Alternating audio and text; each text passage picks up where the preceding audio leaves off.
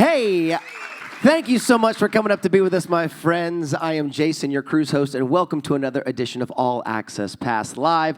Today, I'm sitting next to yet another legend here on board this cruise, and in real life, when we're not on board this cruise. He's still a legend out there. Do me a favor, big round of applause, Mr. Barry Goudreau. Thank you so much. Thank you for being a part of this. I'm starting to feel legendary somehow. I don't know what it is. If you didn't know, yes, you're legendary, sir. Well, first and foremost, I'd like to say thank you not only for being on All Access Pass and having a chat with me, but also thank you for being on the cruise. Absolutely. We are constantly looking, hoping, and searching for legends like yourself to come out here and do this. And I know I speak on behalf of those in the studio audience and those watching back in their rooms. It's not easy to get new blood out here, and it means a lot. So thank you so much. It's really been great, and the staff on the boat is just they're first class. Every time you turn around, there's somebody there who wants to help you out, and everybody's so polite. It's been great, and also all of you folks have been really great. People come up to say hello, and they're always very respectful. Thank you. I appreciate it. That's very kind. Now, if you don't mind, I'd like to go back a few years. I'd like to go back a few years to how Boston was put together. Oh, my memory's terrible. Okay, I figured as much, but even the 30-second elevator pitch about the good old days. Well, actually, let's go back before that. I tell you what, let's go even younger. Who influenced you as a kid? What made you decide you wanted to be a musician? Well, I remember driving in the back of my mother's '59 Plymouth. I was standing up in the back seat holding on to the seat, and she'd have the rock and roll station on. And Elvis and Roy Orbison were big ones for me. I saw Elvis on the Ed Sullivan Show with the guitar slung down low and all the girls screaming. I thought, hey, I like that. I could dig that. So, I went to my parents and told them I wanted to get a guitar, and they said, maybe some other time. And so eventually we borrowed my babysitter's, that's how young I was, guitar, acoustic guitar, and I started playing. And as the story goes, I played until my fingers bled, and my parents realized, geez, I guess he really wants to do this. And I started taking lessons, and they bought me my first guitar, a 1962 white Stratocaster. Ooh. And I was just in heaven because that's what the Beach Boys and the Ventures played. Strats, man, oh yeah. I had that Beach Boys Surfin' Safari record, and they had those white Stratocasters. Now I had one too. This is probably a stretch, but do you still have it? No, I traded it in on something else, and I've never sold anything since then. Though. You keep it all, just collect it. Yeah. And so, at what age are you now when you're starting to get into the guitar at that point? Well, I was 11 when I started to play, and I was in my first band when I was 13. Nice. What were you called? We were the Tornadoes. The Tornadoes. Tornadoes. We didn't realize it at the time, but there actually was a band, the Tornadoes, that had a hit record. We didn't even know. But, we played school dances. Everybody's showing up, and then I play the song. It's not our song. Yeah. And then, by the time I was 15, I was, pretty accomplished, and I joined a band with Sib Hashian, who ended up being the drummer of Boston. Yeah. And we started playing nightclubs. So when I was 15 years old, I was playing in what they used to call the Combat Zone in Boston, which is the adult entertainment area. And it's a good place to be when you're 15, I'm sure. 15. It was called the Novelty Bar. And there was go-go girls in cages on either side of the band. And, I'm 15 years old. And the owner of the club would come up with a cigar in his mouth. Quit looking at the girls! So the other guitar player in the band, it seemed like he knew every song there was. So we did all requests. People would shout out a song title. He'd go, key of E, 1, 2, 3, and we'd just go in. So it was a real learning experience for me, and it got me to be really quick on my feet, so to speak. Did you play by ear, or could at the time could you? I did take lessons for a while until I got a somewhat of a handle on it, and from that point on, I was self-taught. So I at one point I could read music, but I can't anymore. You don't need to anymore. Let's be honest. No. You probably wrote it. You don't need to read it. Yeah, it's fine. And you connected and met and became friends with Brad Delp pretty early, if I'm not mistaken, correct?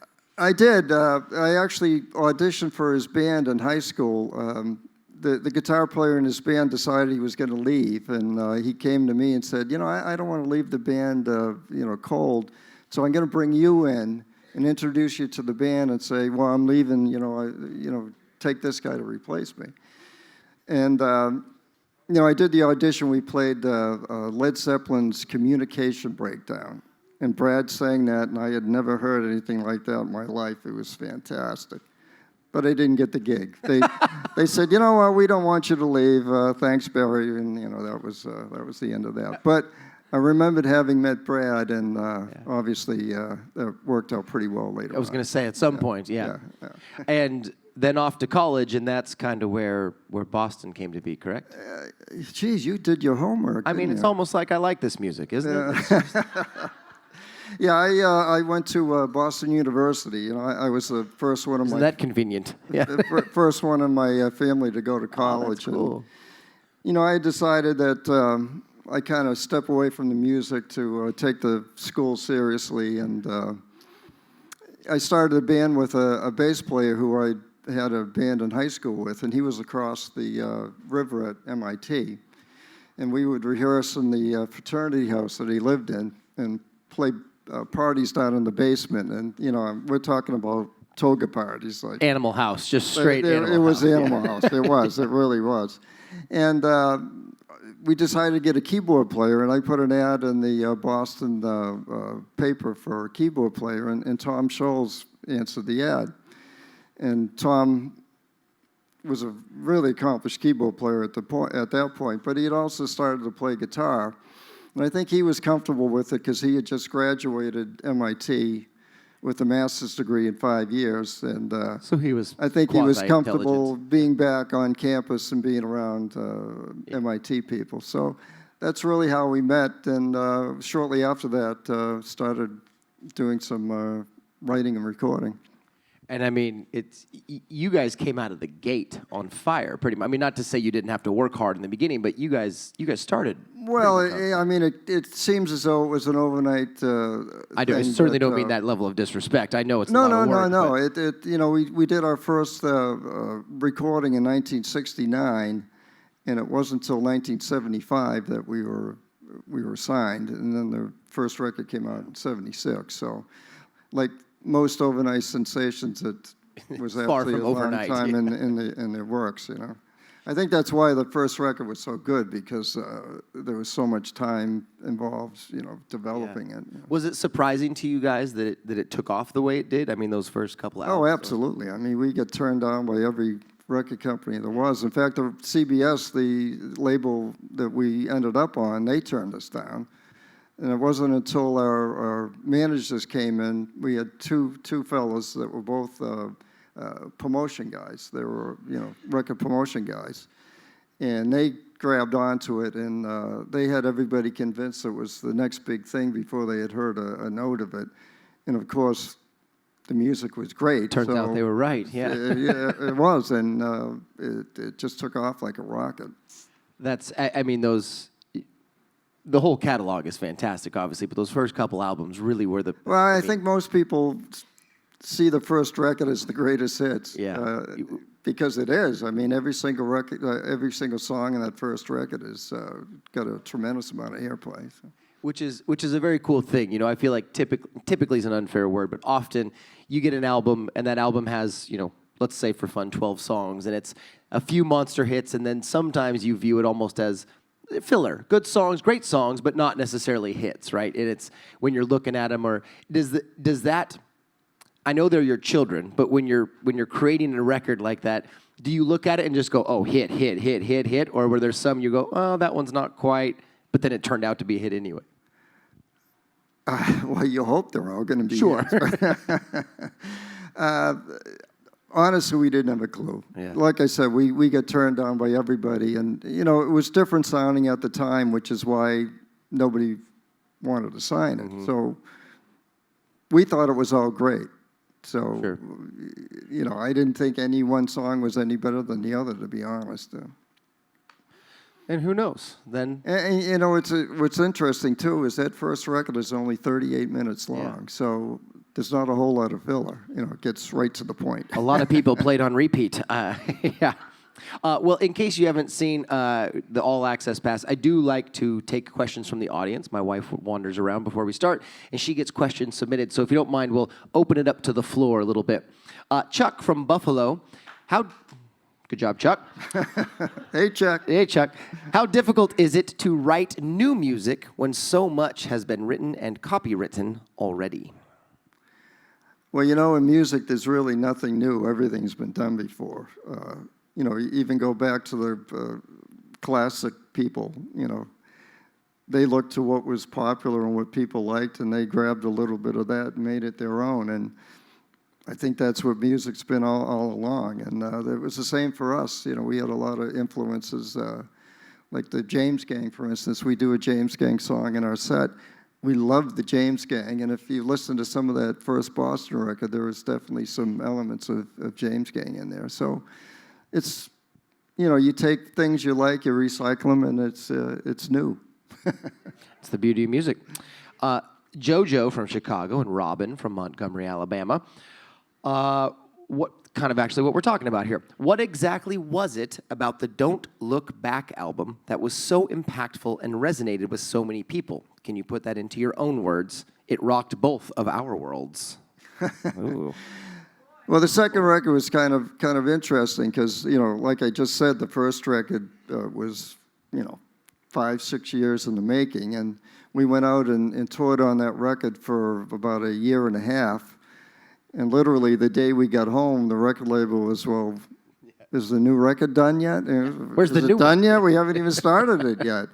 So there was a whole lot of pressure to get that record out quickly, which, you know, Tom, being the main writer and producer, was not really happy about. So, you know, it took about 2 years from the first record for that second one to come out. And honestly, I think it lives up to the first one. Yeah. Well, yeah. That lady agreed. In your mind, I mean, you said you feel like it lives up to the first one. Was there something unique about the second record to you, or do you view them kind of all as just one collective that early? Well, they're very similar. The production in the second record was a little bit different. You know, at that point, Tom had upgraded all his studio gear and kind of upped the whole game a little bit. And obviously, you know, he had years in the studio, you know, doing the production. So I think it kind of kicked the whole thing up a step. Rob, who comes to us from Ohio, we'll tag this on to the earlier question. Brad Delp, what was it like working with the incomparable man himself later in your years? Oh, Brad was just such an incredible singer, so gifted. You know, if you was sitting next to him and he was singing something, it sounded as though it was already produced through a bunch of different equipment, and you know, his voice was just so outstanding. And I think a lot of people don't realize, but Brad was my brother-in-law. My wife and his wife were sisters, so. You know, we came up together, our kids grew up together, and we were, you know, pretty close family. And Brad was the sweetest guy you'd ever want to meet. He was just such a fantastic guy. We miss him so much. Yeah, I'm sorry for that loss, obviously. How many kids do you have? Forgive me, I don't. I have two grown kids and 4 grandchildren. 4 grandkids. Yeah. I got to ask, by all means, you can clap for that. Grandkids are tough. Hey! Yeah, hey. I got to ask, what do the grandkids call you? I'm Papa. You're Papa, okay. I'm Papa. My wife is Mimi. Mimi. Yeah, Mimi. yeah. Do we have any other Papas out there? Anyone else? Yeah, a couple. Yeah. I love another Mimi. We have another Mimi out there. Oh, you're a Papa and a Mimi. That's hilarious. I lop asking that question because I find it to be so, it's personal, but it's also something that I feel like, especially with grandparents in the room, people can, yeah, sure. Oh, I'm a pop. You know, I'm a... Yeah. Loretta, who comes to us from Buffalo, New York, had a guitar question, which we kind of already answered. She also wants to know, do you play any other instruments? Not really. I dabbled in keyboards. I did a record with Barry Goudreau record back in the 2000s, and I played the keyboards on that record, but it took me a really long time, and I had to do it like 20 seconds at a time. So no, I've kind of stuck with the guitar. You know, the guitar comes pretty naturally to me, so I'll go with that. Stick with what works. Mary from Waynesboro, PA. I'm reading this for the first time, so forgive me if we go out of order. Did it seem odd when cell phones started popping up to record you at shows versus back in the day when you could look out and see all fans' faces instead, or cigarette lighters? Oh, the cigarette lighters. Yeah, cigarette lighters. Now everyone holds up the flashlight on their phone, right? Yeah, that's the new. Well, nowadays you can't play a bad note because somebody is recording. And they're going to put it on Instagram. And it's going to be on Instagram. So that adds a whole different level to performing. Yeah. No pressure, but this will live. And nothing bad ever goes away. It's around forever. It certainly is now, yeah. Dave from Jersey. Great question. What kind of music inspires you, or who? Now. I'm going to change it a little bit. And then Dave, I'll change it back, Dave, but I want to ask that one first. Now. I got to admit, there's not a whole lot now that really gets me going. You're allowed. Yeah. Hey. Sorry, you know. You're on a 70s cruise. It's okay. Yeah. Well, you know, in the last 10 years or so, the Foo Fighters, I think, are great. And Dave Grohl's a monster. He is just incredible. And that, I like that music, but a lot of what's going on, honestly, I don't get it. The halftime show at the Super Bowl didn't do it for you. Didn't do it. Didn't turn your crank. Didn't do it. Well, let's go back a few years then. I know you said Elvis and Orbison early when you were a kid. Yeah. What about as you became more accomplished yourself, kind of in the heyday? Well, again, I mentioned James Gang. They were a big one. Early Deep Purple. I liked a whole lot. Before that, for me, it was blues influences. I actually learned how to play lead guitar, playing along with the Paul Butterfield Blues Band. And Oh, yeah. Oh, they know that. Oh, okay, Mike. We got music fans here. Yeah. You know, Mike Bloomfield was a guitar player in that band, and I learned every note on that record, and I can still play every note on that record. But that's awesome. That really is where my style came from. Dave has a follow-up question for you. Will you ever come to the Atlantic City area? I would love to. You know, I have a band, and we perform mostly up in the Northeast. And and honestly, to take a band, especially a big band like mine, 7 pieces out on the road, is tremendously expensive. And honestly, at this point, I really can't pull it off. You know, to have a tour bus and go out. For me, which would be an opening slot, is really tough to pull off. So I'll get there as soon as I can. Well, it was interesting because there was a similar question asked to Air Supply, to Graham and Russell, when I had them up here. And they had a great response. They said, when we're invited. They said, people think we just pick where we go, and it's not always that easy. Often you have to be invited to play somewhere. Yeah, that's true. That's true, too, yeah. Is there a venue or an area that you love to play? Oh my God! You know, we went out on the 2 Boston tours I did for the first 2 records. We played every major city, secondary city, and tertiary city in the country 2 times. Yeah. So we were everywhere, and they loved us everywhere. We loved them everywhere. You know, the Midwest was really great for us, but actually the whole country. Did anything surprise you? Did you stop anywhere where you go, oh, this is? I mean, I hope this goes well, and then the fans blew you away. I mean, do you remember any of the? Honestly, the whole experience was like That's that. fair enough.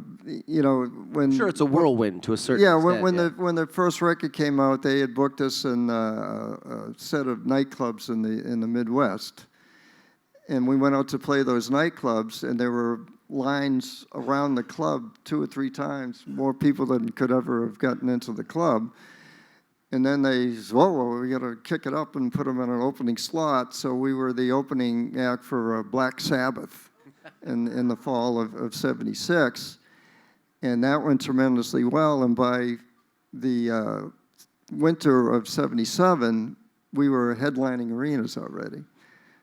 So it just... So quick. Meteoric. It was like a rocket. So honestly, it felt like we were just pedaling as fast as we could to try to keep up. Because we hadn't really done a lot of shows, you know, we didn't have a crew in place, we didn't have the equipment. We actually went around and Sib Hashin, the drummer of the band's Dodge van, with the bargain hunter's guide, buying amplifiers and drum sets and stuff, because we didn't have any gear. And then we started our rehearsals, and since we didn't have any roadies, you know, there would be somebody in the hallway and say, hey, you want to be a roadie? And that's how we got our first road crew. So they were as green as we were, you know. Plugging everything in backwards. Yeah, so it was a real learning experience. And like I said, it felt like we were just pedaling as fast as we could to keep up. Did you feel like you deserved it, or was there a part of you that questioned it at the time? Yeah, I gotta admit. Especially for me, when we went out on the second tour, and you know, things had been so fantastic, and then it just took a whole nother step from there. I had this feeling like, why me? You know, do I really deserve this? So, you know, I think I'm good. I think we're good, but my God, this is really something else. I think people in general sometimes forget that Barry Goudreau is still just a human walking out on a stage in front of thousands of people with expectations and wants and needs of you at that time. And I think it's easy to forget that just because you are a rock star, you still do have that feeling in that moment where you, to your point, you kind of say, because I've been fortunate enough to interview a lot of people that have said similar things, that, you know, why me? Is this going to end? Where am I? You know, where am I in my arc? You know, it's... Yeah, sure. I remember we sold 1 million records in the first month. So it's not bad. That's all right. There was a lot of money being generated, but the way the record labels work is you get paid twice a year. So our first payment wouldn't have been until the spring of 77. So they wanted to take care of us, so they gave us each a check for $25,000, which in 76 was more money than I had made in my entire life. Collectively, yeah.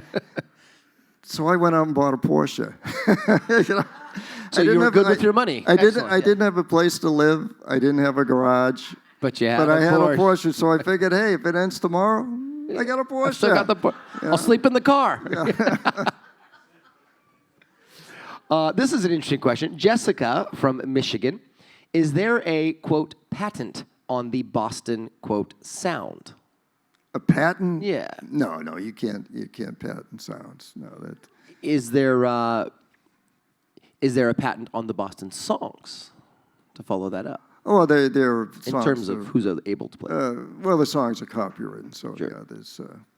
And I assume, finishing her question, you still have the rights and ability to play all your favorites, right? I mean, you were on them. Oh, sure. Yeah, well, okay, good, yeah. Well, you saw us last night. We played Boston songs, right? Yeah. All right. So actually, that's a great question. By show of hands, how many of you are in the silver crowd? Where's my silver crowd? Handful of you. Okay, and hand shows up, who's in the gold crowd? Gold crowd, okay.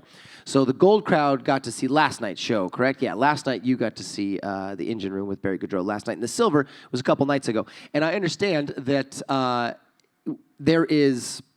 now your Engine Room is your newest band, right? And this is a fantastic band. And you, in the first show, you played mostly your newest album with that band, correct? Is that right? Yeah, we did about half our set was the was the new record. Which was great. Obviously, when you're on the 70s cruise, they really want you to play what they know you for, right? And that's the pressure. So I understand, if I'm not mistaken, that you've done something very cool for this cruise, and I'm going to kind of leak it right now with your permission. Sure. That tomorrow afternoon at the pool, they're going to play a badass set of 70s classics and Boston cuts for us. So, All right.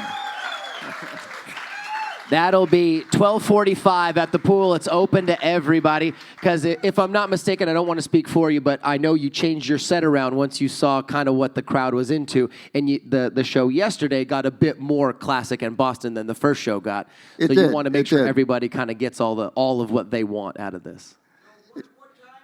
12:45 on Friday. 12:45. You'll be able to hear us, trust me. Yeah.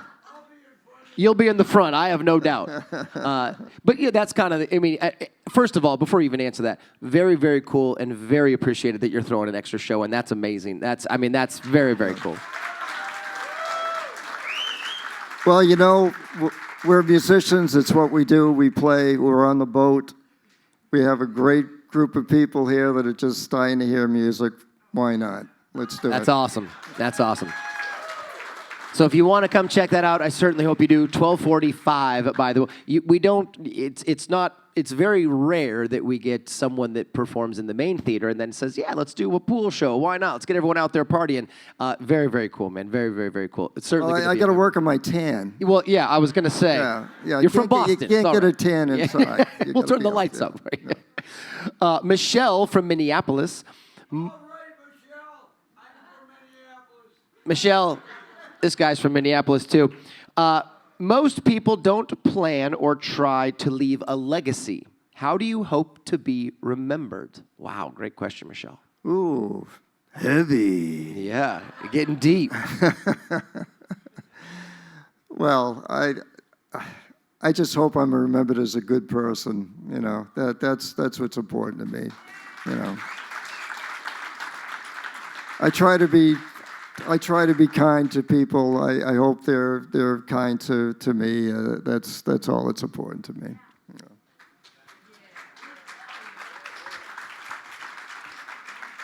John from Gulfport says Sid was the drummer on the first two albums. Who was there, and who was the original drummer?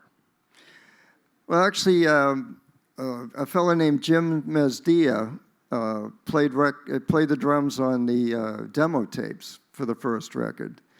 And when it came time to record the actual record, the record company wasn't happy with Jim Mesdia. And at the time, Jim had kind of lost interest in drums. He had started playing keyboards, and Sid came into the band, and Sid played the drums on all of the first record except for Rock and Roll Band. That's Jim Mesdia. And I'm sorry for the loss of Sid as well. That was quite an event. Yeah, that's a very sad story. We were actually doing a show on a cruise ship, and we were 3 songs into our set, and Sid had a heart attack, and unfortunately passed away there on the ship. It was it was awful. Honestly, I had a very hard time coming onto the ship. I'm sure. I'm sure there's some, forgive the term, PTSD, associated with it to come back out here. But these people are making it better. Yeah. All right. So I want to ask you a little bit before we get you out of here. I want to ask you a little bit about the new project, about your new band. Tell us a little bit about the current project you have. Well, some of the guys in the band have been working with me for years. I had a band back in the 90s with Brad Dope called RTZ. Any of you remember RTZ? Yeah, we got some. And Brian Mace, our singer and keyboard player, and Tim Archibald were with me in RTZ, and they've been working with me ever since. So we've been working. How many years is that? I'm not good at math. A few. Leave it at a few. So this new CD we have out now is called The Road. It's actually our second CD that we've done. The first one was called Full Steam Ahead. and that one was a little more blues-based, and this newest record is, I like to describe it as new classic rock. You know, if you were at the first show, we played quite a bit of the first record, and we'll do a few of those songs tomorrow as well. Is it? Do you? Are you drawing on your past with the new group? I mean, do you try to incorporate some Boston sound to it, or do you guys want do you look for it and the band looks for its own thing? Well, absolutely. Yeah, the first record, I was looking back to my blues roots because, like I said, I learned how to play lead guitar playing along with blues records, and I still have a friend who's a blues man who I sit in with and do shows with. So the first record was kind of looking back at my blues roots, and this newest record was me looking back at my rock influences, which for me were the early 70s, and like I said, James Gang and you know, early Deep Purple and that sort of thing. So that's kind of what I was looking back on for this new CD, and I think we nailed it. That's the best feeling to have, yeah.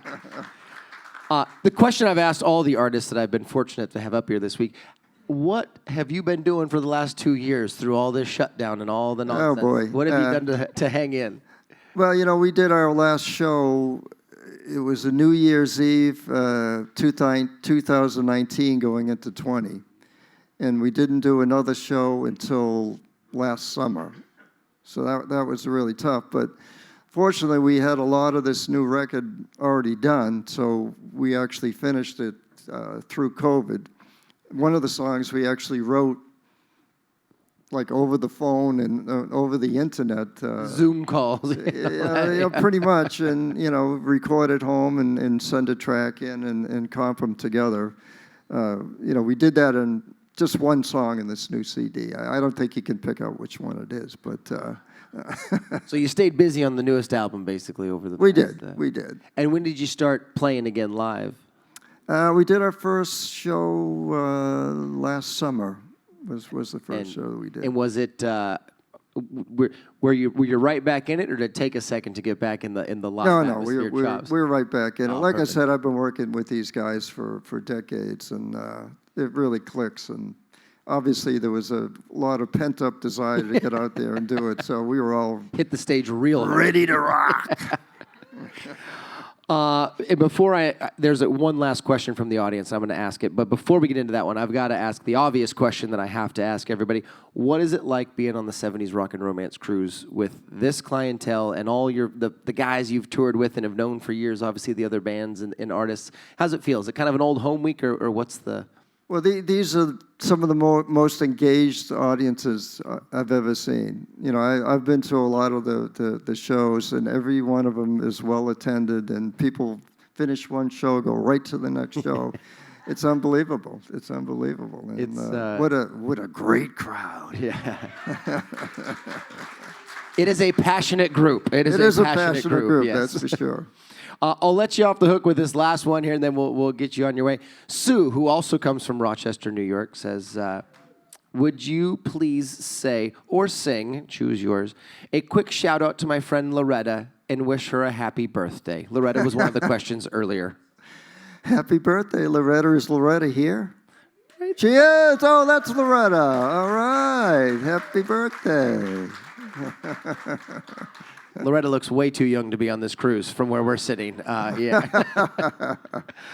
I want to thank you so much for spending some time with us, not only today, but on this cruise. And I'm really, really looking forward to tomorrow's show. And I cannot thank you enough for doing that, not only for us, but, you know, obviously for the fantastic fans and the guests out there. Well, thank you, and thank you all. We'll see you tomorrow. All right, everybody, do me a favor. Big round of applause. Let's hear it for the fabulous Barry Goudreau. Thanks, everyone. Have a great day. We'll see you out and about.